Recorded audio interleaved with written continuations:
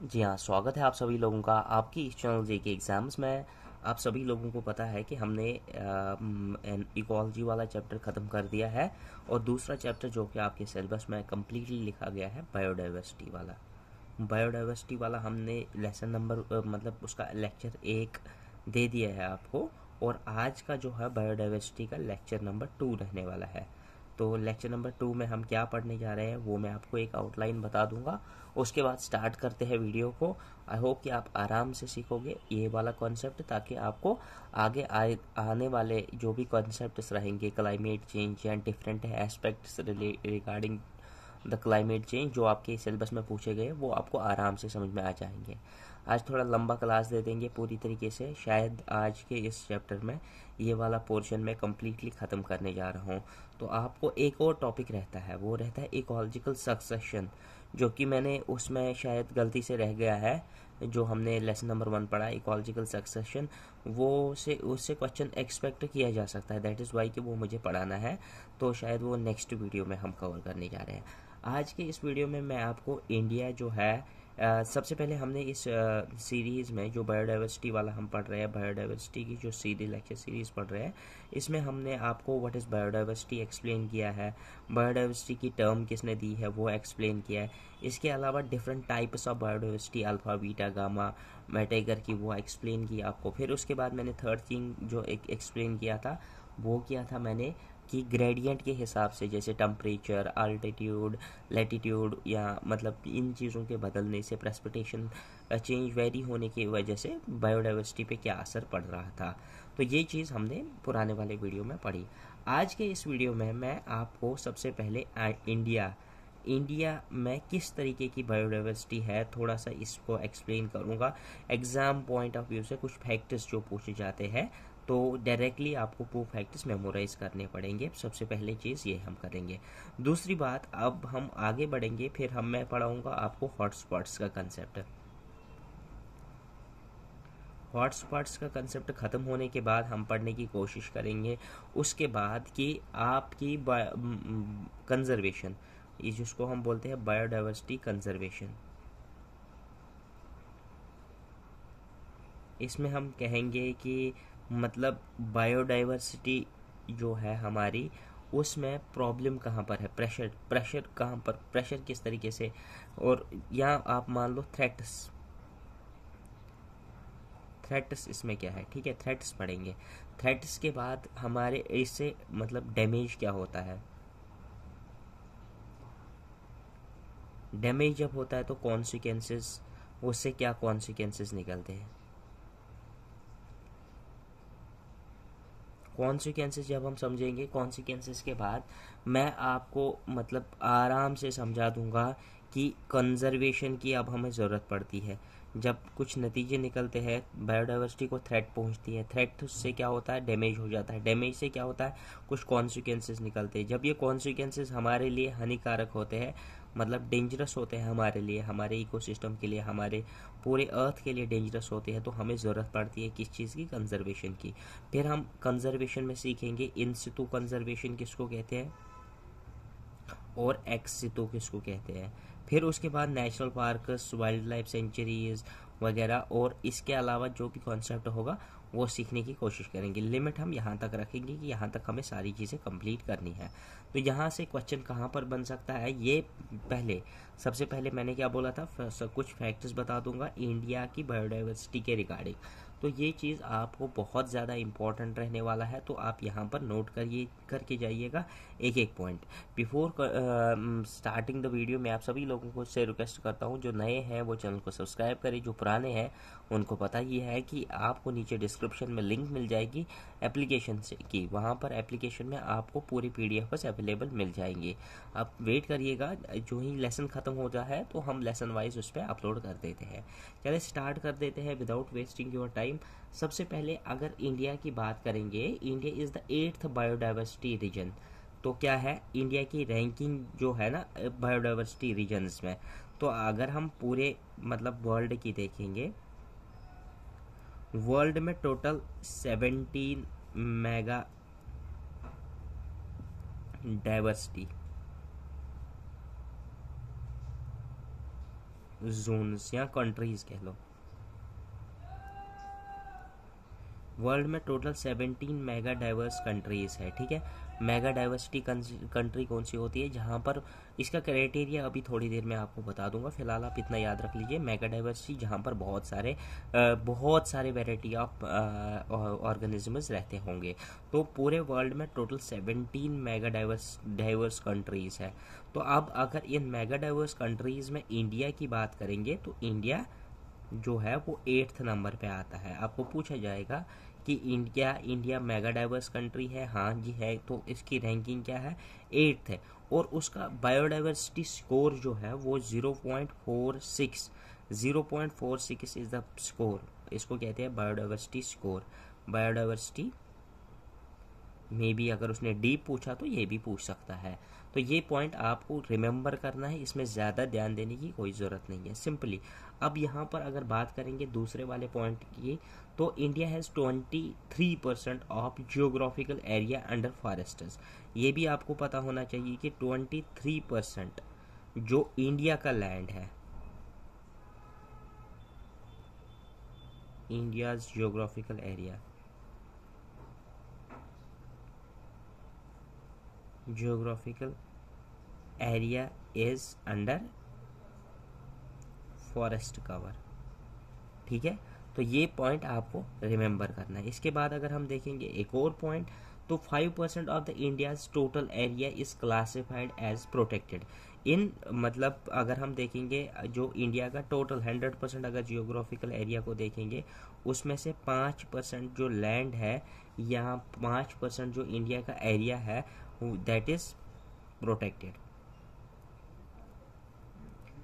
Only 5% of the total geographical area of India is protected. अब अगर इसके बाद देखेंगे तो थोड़ी सी और इन्फॉर्मेशन अपने आप पे कलेक्ट करने की कोशिश करते हैं। चलिए आगे बढ़ते हैं। तो इंडिया इज़ होम टू, तो आप सभी लोगों को पता होना चाहिए कि इंडिया में 7.6% रफली जो है मैमलियन स्पीशीज रहते हैं। इंडिया इज होम मैमल्स, ठीक है। और यहाँ पर 12.6% एवियन ऑर्गेनिजम्स, मतलब फ्लाइंग ऑर्गेनिजम्स जो होते हैं, जो फ्लाई करते हैं, उनको एवियंस कहते हैं। तो वो 12.6% इंडिया में पाए जाते हैं। टोटल वर्ल्ड की अगर बात करेंगे, वर्ल्ड में अगर 100% मतलब ऑर्गेनिजम्स हैं, उसमें एवियन ऑर्गेनिज्म उसमें 12.6% इंडिया में रहते हैं। अब अगर बात करेंगे 6.2% जो यहाँ पर पाए जाते हैं वो रेप्टाइल्स हैं। रेप्टाइल्स 6.2, 4.4 आई थिंक, हाँ 4.4 जो है एम्फीबियंस है। अब इसके बाद अगर बात करेंगे तो 11.7% जो है वो फिशेस है। I am sharing a bad news with you. Actually मेरी वॉइस इसलिए लो है और actually I am suffering from Covid, तो इसलिए मतलब मैं बहुत कोशिश कर रहा हूँ कि मैं आपको पढ़ाने की कोशिश कर रहा हूँ, मतलब सिलेबस कंप्लीट करने की कोशिश कर रहे हैं, लेकिन unfortunately I am suffering from covid. You too है, मतलब आप सभी लोगों को पेशेंस होनी चाहिए कि अगर मैं धीरे धीरे भी पढ़ा रहा हूँ तो आप पढ़ने की कोशिश करिएगा, because I am there only for you. नहीं तो मुझे कोई मजबूरी नहीं थी कि मतलब आराम करना चाहिए था, लेकिन मैं चाहता हूँ कि सर्व करें नेशन को, सर्व करें आप जैसे बच्चों को जो कल जाके आगे बढ़ने वाले हैं। तो यहाँ पर अगर बात करेंगे तो 11.7% जो है वो फिशेस है। मैं पढ़ाना स्टॉप नहीं करने जा रहा हूँ, तो आप धीरे धीरे करके सब चीज़ें सीख जाओगी जब तक मैं ठीक हो जाता हूँ। तो अब आप इसके बाद बात करते हैं 6% जो हमारे ऑर्गेनिज्म, 6% जो है वो flowering plant species, flowering plant species की 6% है इंडिया में। मतलब इंडिया में 7.6% mammals, 12.6% avian, 6.2% reptiles, 4.4% amphibians, 11.7% fishes और 6% फ्लावरिंग प्लांट्स पाए जाते हैं। ये आपको मेमोराइज करने की ज़रूरत नहीं है, लेकिन एक आइडिया होना चाहिए था कि कितना है। तो अब आगे बढ़ते हैं इसी के साथ। तो with just 2.4% of the world area, India has 7% of the species. ये क्वेश्चन पूछा गया था JKS में, इस बार KS के 2021 में प्रिलिमिनरी एग्ज़ाम जो उसका था, उसमें ये क्वेश्चन पूछा गया था कि इंडिया में टोटल जो स्पीशीज़ है, टोटल अगर इनको मिलाया जाए जितनी भी स्पीशीज़, तो इंडिया के पास कितनी है। तो India has 7% of total species. ठीक है, 7% इंडिया के पास स्पीशीज है। ये ऐसे ही क्वेश्चन पूछा गया था, उसमें ऑप्शन 2, 7, 8 ऐसे ऑप्शन थे, तो 7 was the correct option for that very answer. तो अब अगर यहाँ पर बात करेंगे, देखो ये पॉइंट, छोटे छोटे पॉइंट जो होते हैं ना, ये मैंने पेपर से निकाले हुए होते हैं, जो पुराने पेपर्स में आए जाते हैं। जो मैं फैक्टर्स बताता हूँ वो वही फैक्टर्स होते हैं, बाकी कंसेप्ट जहाँ पर मैं बताता हूँ वो कंसेप्ट आप सीखने की कोशिश करिएगा। तो अगर इंडिया की बात करेंगे तो अब यहाँ पर मुझे बताइए, इंडिया में ह्यूमन पॉपुलेशन कितनी है, ह्यूमन पॉपुलेशन कितनी है। तो आप सभी लोगों को पता है कि 130 करोड़ से ज़्यादा ही होगी। तो 138 करोड़ का अनुमान लगाया जाता है कि 2021-22 की सेंसस में मतलब कुल मिला के मतलब 138 करोड़। तो वो कुल मिला के अगर वर्ल्ड में देखा जाए तो वर्ल्ड के 18% लोग कहाँ पर रहते हैं, इंडिया में रहते हैं। तो आगे बढ़ते हैं, इसी के साथ ही हमने कुछ कॉन्सेप्ट सीखे। अब कॉन्सेप्ट सीखने के बाद अब हमें जो टॉपिक पढ़ना है, ये थोड़ा सा आपके लिए इन्फॉर्मेशन थी जो पेपर्स में आने के चांसेस रहते हैं। तो अब रफली अब बात करते हैं। अब हमें दूसरा टॉपिक जो पढ़ना है वो आता है हॉटस्पॉट्स का। हॉटस्पॉट्स की पूरी तरीके से डिस्कस करने की कोशिश करते हैं। बने रहिएगा वीडियो के अंत तक, ताकि आप सारी चीज़ें आराम से सीखो।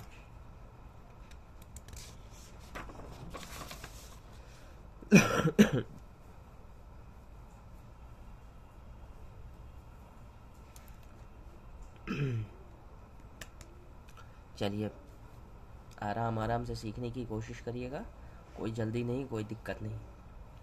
अब यहाँ पर अगर बात करेंगे तो बायोडाइवर्सिटी हॉटस्पॉट्स, बायोडाइवर्सिटी हॉटस्पॉट, अब इनको सीखने की कोशिश करते हैं। What are biodiversity hotspots. जो बायोडाइवर्सिटी हॉटस्पॉट्स होते हैं, इनका कॉन्सेप्ट जो है, वो कॉन्सेप्ट इनका दिया है, सबसे पहले आपको ये पता होना चाहिए, कॉन्सेप्ट जो इनका दिया है वो दिया है नॉर्मन मेयर।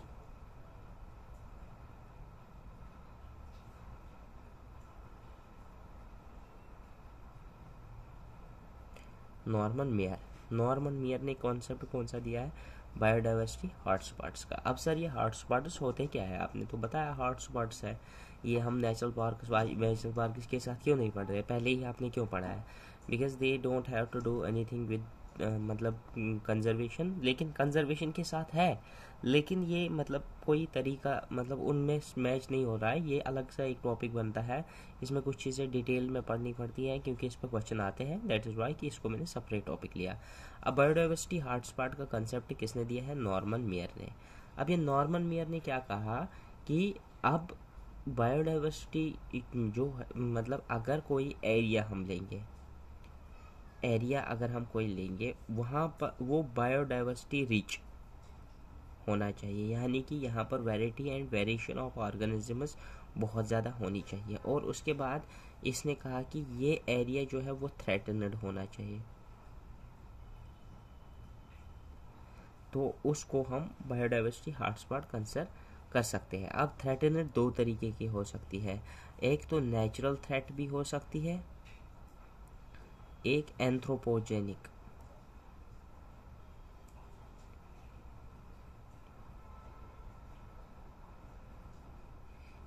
नेचुरल थ्रेट हो गई वो जो नेचुरली कोई थ्रेट आता है, जैसे वॉल्केनिक आ गया, फ्लड हो गया, रेन्स हो गए, मतलब थंडर स्टॉर्म्स हो गए, ये नेचुरल थ्रेट है। अब एंथ्रोपोजेनिक हो गया, मतलब ह्यूमन जो पोल्यूशन क्रिएट करते हैं, ह्यूमन से जो थ्रेट पहुंचती है किसी भी एरिया को, उसको एंथ्रोपोजेनिक, एंथ्रो मीन्स ह्यूमन, मतलब ये ह्यूमन से रिलेटेड कॉन्सेप्ट है एंथ्रोपोजेनिक। तो थ्रेट दो तरीके की हो सकती है, एक नेचुरल थ्रेट हो सकती है, एक एंथ्रोपोजेनिक थ्रेट हो सकती है। अब असल में जो कॉन्सेप्ट दिया गया नॉर्मन मेयर की वजह तरफ से, तो इन्होंने कहा कि एक एरिया को हम क्लासीफाई करते हैं एज एन हॉटस्पॉट, जहाँ पर बायोडाइवर्सिटी रिच होगा, जो एरिया बायोडाइवर्सिटी रिच होगा यानी कि जहाँ पर बहुत सारे ऑर्गेनिज्म रह रहे होंगे और उनको किसी न किसी चीज़ का खतरा है, तो उनको हम किसी स्पेसिफिक एरिया का नाम दे देंगे, उस एरिया का नाम हॉटस्पॉट रहेगा और वहाँ पर उन ऑर्गेनिजम्स को जो वहाँ पर रहते हैं उनको प्रिजर्व करेंगे। अब इसी तरीके से आगे बढ़ते हैं। तो यहाँ पर एक ज़रूरी चीज़ है, यहाँ पर नॉर्मन मेयर ने दो कंडीशंस बोली, टू कंडीशंस जो मतलब बोली कि दो कंडीशंस होनी चाहिए किसी भी एरिया को डिक्लेयर करने के लिए हॉटस्पॉट। ठीक है, अब दो कंडीशंस कौन कौन सी है, ये बहुत ज़्यादा इम्पोर्टेंट पॉइंट है, यहाँ पर इम्पोर्टेंट नोट कर लो कि दो कंडीशंस जो इम्पोर्टेंट है एक एरिया को हॉटस्पॉट बनने के लिए। तो सबसे पहला वाला जो कंडीशन है वो है an area having minimum 1500 vascular plant species।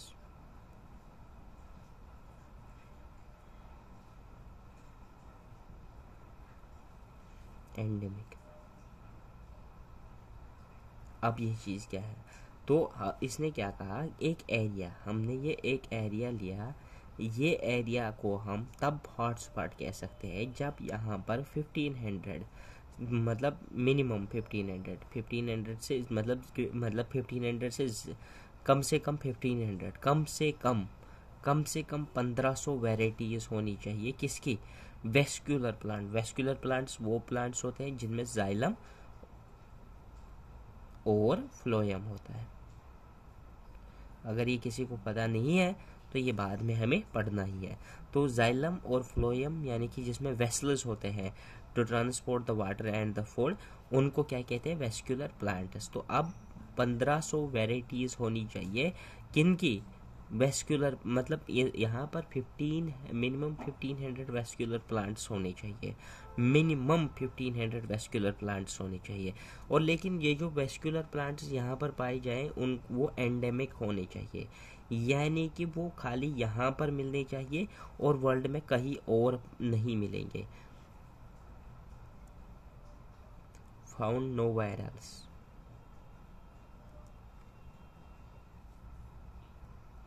ठीक है, समझ में आ रहा है। यहाँ पर ये चीज़ जो यहाँ पर मिले वो दुनिया में कहीं पर भी ना मिले, उसको क्या कहते हैं, एंडेमिक।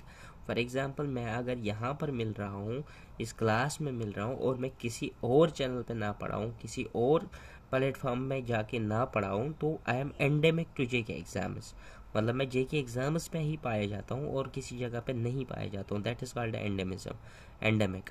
तो अब यहाँ पर इन्होंने क्या कहा कि दो कंडीशंस हैं किसी भी एरिया को हॉटस्पॉट कहने के लिए। पहली कंडीशन, यहाँ पर मिनिमम 1500 वेस्क्यूलर प्लांट स्पीशीज होने चाहिए। अब दूसरी बात जो इन्होंने कही वो ये कहा कि ओनली 30% और less original vegetation is remaining. तो इन्होंने क्या कहा, ओनली 30% और less original vegetation is remaining, or we can say 70% is lost। मान लो इस बात को किस तरीके से समझाते हैं, यहाँ पर हमारा एरिया है, कोई भी एरिया, अब यहाँ पर कोई भी खतरा है, फॉर एग्जांपल कोई फ्लड आ गया, उस फ्लड से ये वाला हिस्सा, इसमें से जितने भी प्लांट्स थे वो गायब हो गए। ठीक है, अब यहाँ पर ये ख़त्म हो गया, अब यहाँ पर ये ख़त्म हो गया, टोटल मतलब जितने भी ऑर्गेनिजम्स थे वो ख़त्म हो गए। टोटल हमारे पास ये 30% वाला एरिया बच गया, मिनिमम 13% एरिया बच गया, जिसमें 1500 प्लांट मतलब ये रह गए, 70% लॉस्ट हो गया। और इसी में 1500 वेस्क्यूलर प्लांट्स होंगे, तो इस एरिया को क्या कहेंगे, इस एरिया को क्या कहेंगे, हॉटस्पॉट। दो कंडीशन समझ में आ गई, 1500 वेस्क्यूलर प्लांट्स होनी चाहिए और वो एंडेमिक होनी चाहिए। दूसरी ये 30% ही बचा हुआ होना चाहिए ओरिजिनल वेजिटेशन का, बाकी सब लॉस्ट हो गया हो, ख़त्म हो गया हो, 70% लॉस्ट होना चाहिए। तो ये मतलब दो कंडीशन से एक एरिया को हॉटस्पॉट कहने के लिए। नाउ मूविंग टू फर्दर, कहानी को आगे बढ़ाते हैं। कहानी में क्या है, तो सबसे पहले अब ये हॉटस्पॉट जो है इनका लिस्ट कौन बनाता है, कौन इनको बोलता है कि हॉटस्पॉट्स हैं या नहीं है। तो इनके लिए कंजर्वेशन इंटरनेशनल एक एजेंसी है, कंजर्वेशन इंटरनेशनल, CI। तो आपको पूछा जाएगा who maintains the list of मतलब ग्लोबल हॉटस्पॉट्स, तो वो कौन है, कंजर्वेशन इंटरनेशनल। ठीक है, कंजर्वेशन इंटरनेशनल। इन्होंने क्या कहा, इनिशियली इन्होंने कहा कि इनिशियली जब टाइम था तो मतलब इस वक्त प्रेजेंटली 36 हॉटस्पॉट्स है। देखो अब ये क्वेश्चन तो सबको पता है कि 36 हॉटस्पॉट्स है, लेकिन अब वो ये क्वेश्चन नहीं पूछने वाले हैं। देखो वो कहाँ से क्वेश्चन पूछेंगे। इनिशियली जब मतलब कंजर्वेशन इंटरनेशनल ने लिस्ट करने शुरू किया एरिया को, एनालाइज किया एरिया को, तो इन्होंने कहा कि 25 हॉटस्पॉट्स है। फिर उन्होंने कुछ समय के बाद इसमें 9 जगह और ऐड कर दिए, तो टोटल कितने बने, 34 बने। फिर कुछ समय बाद इन्होंने एक और ऐड किया, बोला कि एक और एरिया हमें मिला, वो भी मतलब इसी में आ गया, तो कितने बने, 35। फिर इसके बाद इन्होंने एक और बोला कि एक और जगह है, तो मतलब 36। तो प्रेजेंटली कितने हॉटस्पॉट्स हैं, 36 हॉटस्पॉट्स है। अब आपका क्वेश्चन ये होगा कि ये जो लास्ट हॉटस्पॉट ऐड हुआ ये कौन सा हॉटस्पॉट है। तो उसका नॉर्थ मतलब जो मतलब हॉटस्पॉट ऐड हुआ है उसका नाम आपको पता होना चाहिए, north American coastal planes.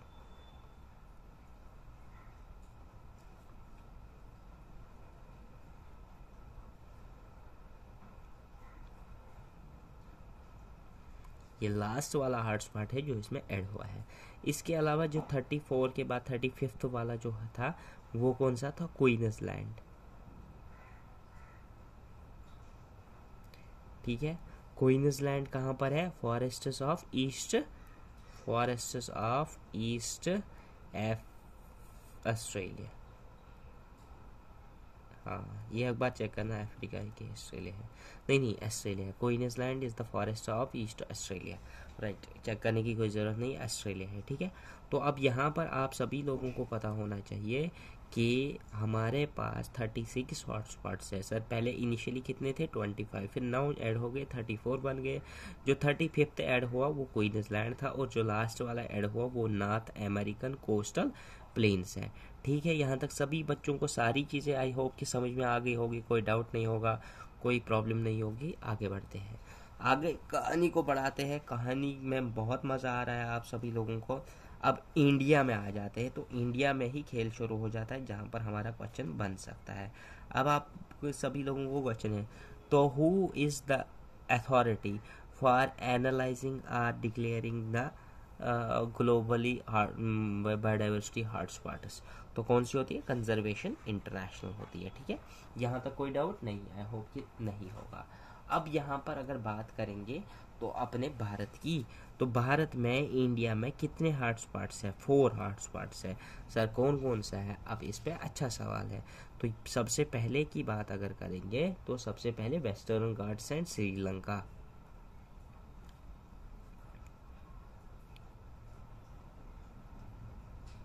Western Ghats मिला के श्रीलंका के साथ क्या बनाती है, ये बनाते हैं पहला मतलब बायोडाइवर्सिटी हॉटस्पॉट। अब वेस्टर्न घाट्स कहाँ पर होते हैं, देखो पेनिनसुलर इंडिया को अगर हम नीचे से देखेंगे तो ये हमारा पेनिनसुलर इंडिया, ये जो पोर्शन यहाँ पर है ये वेस्टर्न घाट्स कहलाते हैं। ठीक है, और ये ईस्टर्न घाट्स यहाँ पर होते हैं। ठीक है, ये वाले वेस्टर्न घाट्स और ये वाले ईस्टर्न घाट्स, ये जो घाट्स है और इंक्लूडिंग द श्रीलंका। अब आपको क्वेश्चन पूछता हूँ मैं, Y Sri Lanka is always shown in the map of the India even though if it is an another country, why it is shown in the map of the India.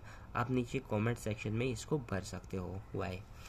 तो यहाँ पर मतलब जिसको पता होगा वो भरेगा, जिसको नहीं पता होगा तो लास्ट में हम बता ही देंगे। अब यहाँ पर क्वेश्चन ये है कि वेस्टर्न घाट्स और श्रीलंका को मिला के कौन सा बनता है, वेस्टर्न घाट्स एंड श्रीलंका, ये एक हॉटस्पॉट बनता है। दूसरा जो हमारा हॉटस्पॉट है वो है इंडो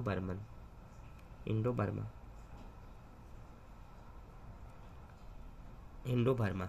अब ये जो इंडो बर्मा है इसमें इंडिया का कौन सा पार्ट है, बर्मा का कौन सा पार्ट है, ये कौन कौन सा पार्ट इसमें इंक्लूड रहता है। इंडो बर्मा में देखो, मैं ये आपको ऐसे ही बता दूंगा, बाकी आपको नोट्स में इंफॉर्मेशन मिल जाएगी। इंडो बर्मा में नॉर्थ ईस्ट इंडिया आता है, अंडमान आता है, प्लस म्यांमार आता है, लाओस आता है, थाईलैंड आता है, कंबोडिया आता है, और इसके अलावा वियतनाम भी आ जाता है। अब थर्ड वाला जो हमारा है वो मतलब हमारा हॉटस्पॉट जो है वो हमारे हिमालयंस आते हैं, हिमालयंस जो है वो आते हैं। अब इसमें कौन कौन सा कंट्री आता है, सिंपली इसमें सिंपल है, पाकिस्तान, इंडिया, नेपाल, भूटान, चाइना और म्यांमार, ये इसमें एरियाज आते हैं।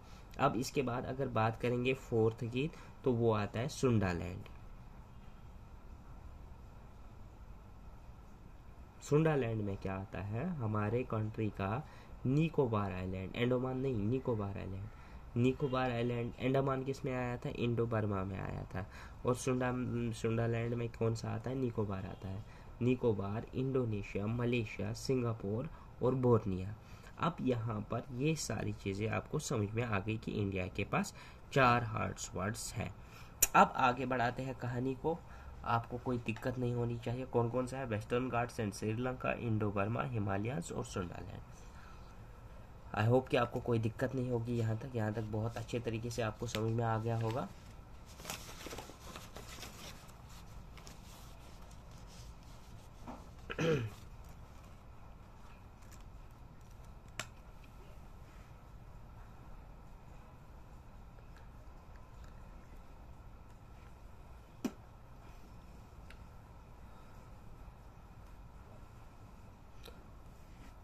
कौन कहता है कि कोरोना नकली है,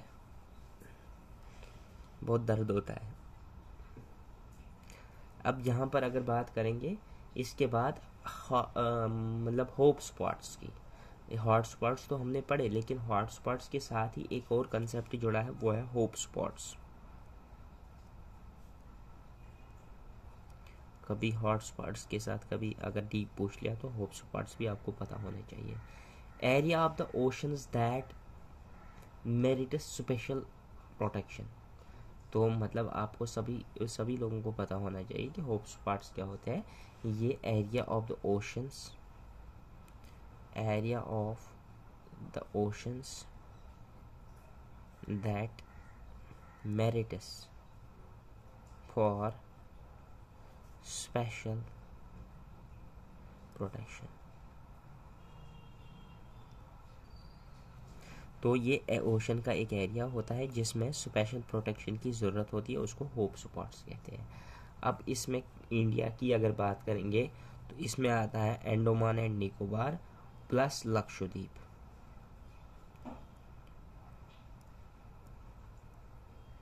लक्षद्वीप और अंडमान एंड निकोबार। अब इसी के साथ आता है इम्पॉर्टेंट चीज़ जो इन हॉटस्पॉट्स के रिलेटेड इम्पॉर्टेंट है। यहाँ पर आपको कभी कभी इम्पोर्टेंटली पूछा जाएगा कि, यहाँ पर मैं एक नाम लिखता हूँ, कांगर।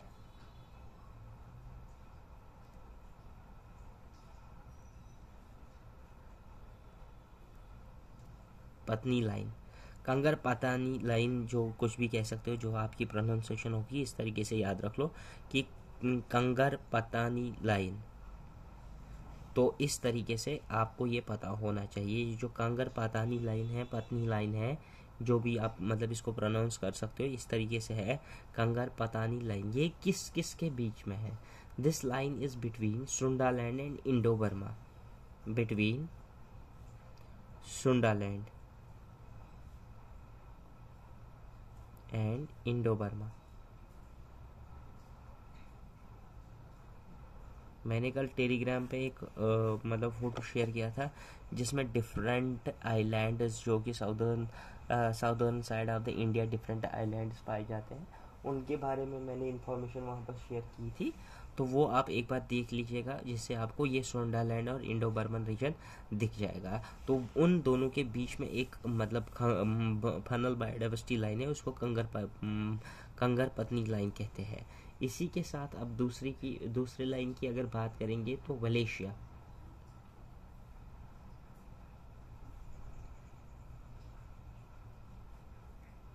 वलेशिया एक और लाइन है, ये किस किस के बीच में, it is between Australia and Indonesia.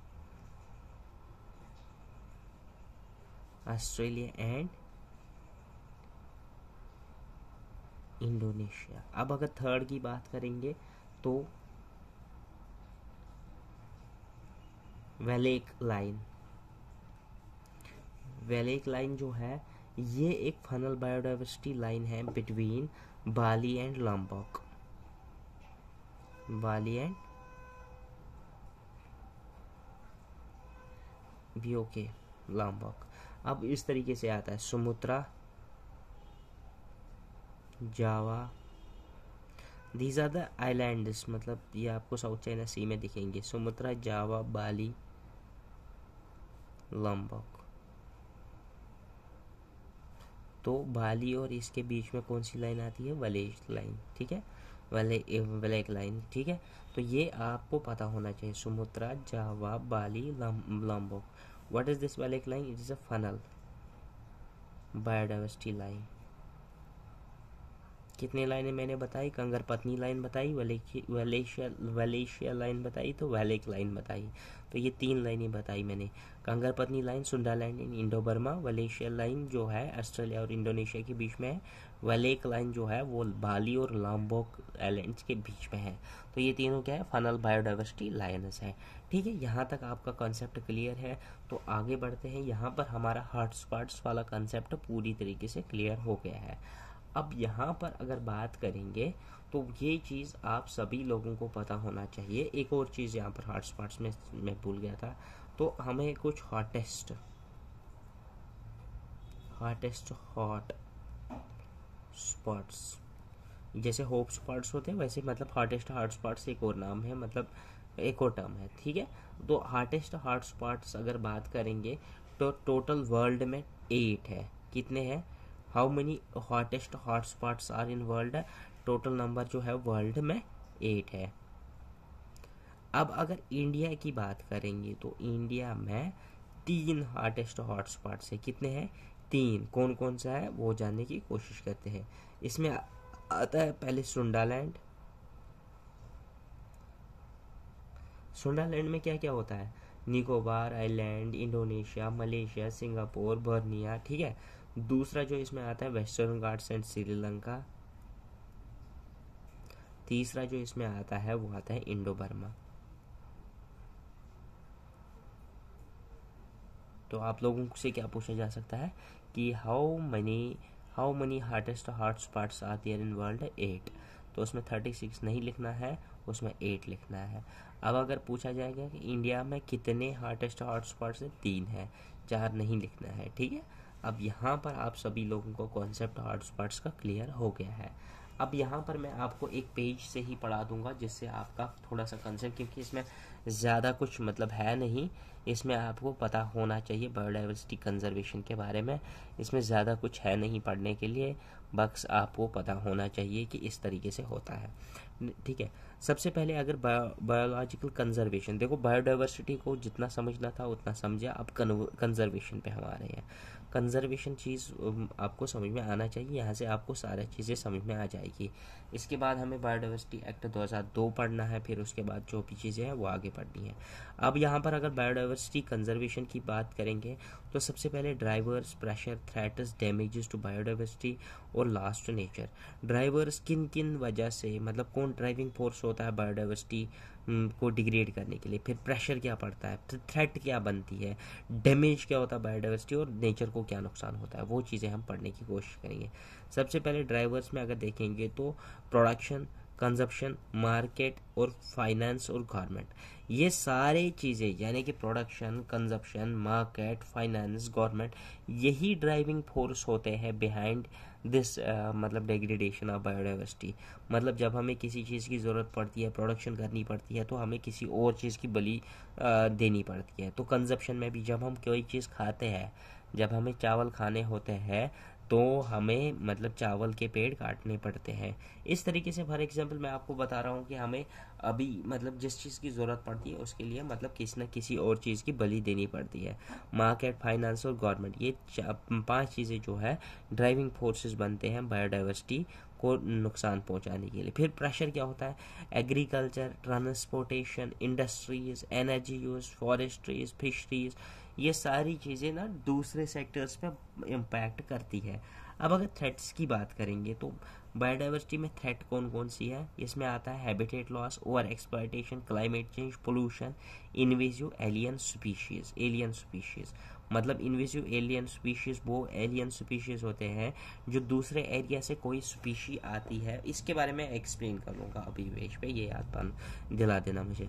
अब अगर बात करेंगे तो इन सब चीज़ों से क्या होता है? इन सब चीज़ों से, हैबिटेट लॉस से, ओवर एक्सप्लॉयटेशन से, क्लाइमेट चेंज से, पोल्यूशन से, इनवेजिव एलियन स्पीशीज से क्या फ़र्क पड़ता है? इनको क्या कहते हैं? Damage to biodiversity at genetic level और एट स्पीशीज लेवल भी और एट इकोसिस्टम लेवल भी। इनसे फ़र्क पड़ता है, बायोडाइवर्सिटी में डैमेज हो जाता है। उससे क्या होता है? उससे हमारे नेचर को लॉस होता है। कौन कौन सा लॉस होता है? Loss of benefits to the nature from biodiversity. जो हम बायोडाइवर्सिटी से कुछ चीज़ें लेते थे वो हम नहीं ले पा रहे हैं बाद में। Loss of ecosystem services, loss of biological services, loss of social services. अब इन चीज़ों को समझाता हूँ नीचे आराम से। देखो, इकोसिस्टम सर्विसेज अब क्या होते हैं? इकोसिस्टम सर्विसेज होती है प्रोटेक्शन मतलब प्रोडक्शन ऑफ, मतलब इनमें कौन कौन सी सर्विसेज होती है? Production of water resources, soil formation and protection. देखो, आपको लंबा क्वेश्चन नहीं लिखना है ना, आंसर नहीं लिखना है ना बड़ा वाला, तो बेसिकली आपको ये पता होना चाहिए, इसलिए मैं भी ये एक्सप्लेन खाली कर रहा हूँ। ठीक है, ऐसे ही बता रहा हूँ। Nutrient shortage and recycling, pollution breakdown and absorption, climate stability, maintenance of ecosystem, ये इकोसिस्टम सर्विसेज कहलाती है। अब इसके बाद अगर बात करेंगे बायोलॉजिकल सर्विसेज क्या प्रोवाइड करती है बायोडाइवर्सिटी? फूड करती है, वाटर करती है, ornamental plants, breeding stock, drugs, medicine, diversities in genes and species, ecosystem, ये चीज़ें हमें इकोसिस्टम बायोडाइवर्सिटी की वजह से मिलती है। अब अगर इसमें एक और टर्म देखेंगे तो सोशल सर्विसेज क्या है? सोशल सर्विसेज है एम्प्लॉयमेंट, इसके अलावा रिसर्च, एजुकेशन, मॉनिटरिंग, इसके अलावा रिक्रिएशनल एंड टूरिज्म के बेनिफिट्स भी होती हैं और कल्चरल वैल्यूज़ भी होती है। अब ये चीज़ अगर हमें नहीं मिल पाएंगी तो हमें क्या करना पड़ता है? हमें अपनी बायोडाइवर्सिटी को conserve, that is why we need to conserve, because हमारे नेचर को इकोसिस्टम सर्विसेज नहीं मिल पा रही है, बायोडाइवर्सिटी सर्विस नहीं, उनको सोशल सर्विसेज नहीं मिल पा रही है, तो हमें कंजर्वेशन चाहिए। अब कंजर्वेशन करने के लिए हमारे पास 2 रास्ते हैं। एक को बोलते हैं इन सितु कंजर्वेशन, दूसरे को बोलते हैं एक्स सितु कंजर्वेशन। अभी एक्स सितु कंजर्वेशन वो कंजर्वेशन होती है, अब यहाँ पर पर्टिकुलर जगह पे, मान लो मैं यहाँ पर रह रहा हूँ और मुझे यहाँ से उठा के किसी और दूसरे जगह पे शिफ्ट किया जाएगा और वहाँ पर मुझे कंजर्व किया जाएगा, दैट इज़ कॉल्ड एक्स सितु, मतलब दूसरी जगह लेके। इन सितु मतलब मैं यहीं पर हूँ और मुझे यहीं पर कंजर्व किया जाएगा, दैट इज़ कॉल्ड इन सितु। अब एक्स सितु की अगर कंजर्वेशन की बात करेंगे तो इसमें seed banks, botanical gardens, horticulture gardens, recreational gardens और जूलॉजिकल पार्क्स आते हैं, ये सभी आपको याद रखने हैं। अब इन सितु की अगर बात करेंगे तो इनमें national park, sanctuaries, biosphere reserves, reserve forests, protected forests आते हैं। अब कंजर्वेशन के लिए 2 प्रोसेसेस होती है, मतलब कंजर्व हम 2 तरीके से कर सकते हैं। एक को बोलते हैं एंथ्रोपोसेंट्रिक और दूसरों को बोलते हैं बायोसेंट्रिक। एंथ्रोपोसेंट्रिक वो होती है, वो टाइप ऑफ कंजर्वेशन होती है जिसमें ह्यूमंस को कंजर्व किया जाएगा, क्योंकि ह्यूमंस को सेंटर पोजीशन पे रख के कंजर्वेशन की जाती है। बाकी जितने भी उनके इर्द गिर्द होते हैं वो ऑटोमेटिकली कंजर्व हो जाते हैं। इसका दूसरा नाम जो है एंथ्रोपोसेंट्रिक का शैलो इकोलॉजी है। दूसरा जो इसमें आता है वो आता है बायोसेंट्रिक। बायोसेंट्रिक क्या होता है कि अगर मतलब जितने भी ऑर्गेनिज्म हमारे पास है, अगर हम उनको अपनी अपनी जगह पे ही, मतलब अपनी अपनी लेवल पे, ह्यूमंस को सेंटर पे नहीं रखेंगे बल्कि ज़िंदगी को, लाइफ को सेंटर पे रख के मानेंगे और उनको मतलब RKC को इक्वली ट्रीट किया, all species on earth are equal और they will be equally conserved. यहाँ पर ह्यूमंस को ज़्यादा तरजीह दी जाती थी, वहाँ पर सभी ऑर्गेनिम्स को सेम ये लेवल पे रख के कंजर्व किया जाता है। तो इसका दूसरा नाम है बायोसेंट्रिक का डीप इकोलॉजी। नाउ इसके बाद कहानी को आगे बढ़ाते हैं जिसमें हम पढ़ते हैं आगे वाले कॉन्सेप्ट्स।